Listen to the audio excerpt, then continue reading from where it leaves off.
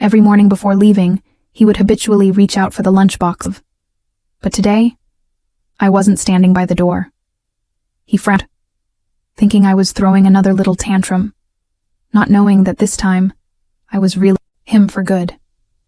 I was only the driver's daughter, silently 11 long years. That night, when he got our fates intertwined for.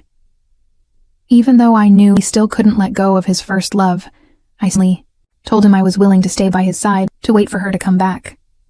Still couldn't move on, I would quietly walk away. So for 2 years, I cared until last night. Overheard his phone call with the friend him, asking what girlfriend of 2 years. And he simply said I was just something to keep. In that moment, it felt like falling into an ice. 7 years of deep affection was brushed off as nothing by him. So I immediately did a foreign research professing that after my thesis defense, I would fully commit to a potential overseas project.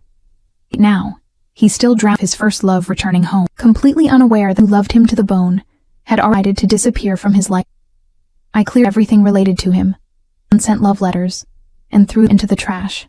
But just then, I heard his familiar voice. He looked at me and asked why I was packing. Before I could answer, first love walked in with their friends. With an innocent smile, she asked, "Who is she?" When she heard I was the driver's daughter, she pretended to be gracious and invited me to join them for dinner. I wanted to refuse, but he pulled me along for the sake of appearances. She chose to be a street food stall, the kind of place he used to despise most. Yet now he smiled doting, praising her for being to earth. I stared at the table full of shrimp, but didn't touch a single one. I was severely ill. She feigned and joked that I was too used to fine dining with him to have food. His face darkened at her words. They forced me to eat a shrimp. I endured the allergic reaction and swallowed it, while he leaned over Contro out of her bowl. Carefully, it broke my heart. He remembered everything she ate, but forgot allergic to shrimp. Holding back tears, I stood to leave, but she deliberately me. My bag and scattering everything, she pretended to help, but exposed my secrets in front of everyone, saying my bag held his old school and the wristband he'd once lost.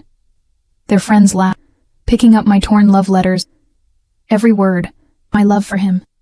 But it all became a public joke, and when she saw me standing there, humiliated, she finally smiled in satisfaction. I completely gave up.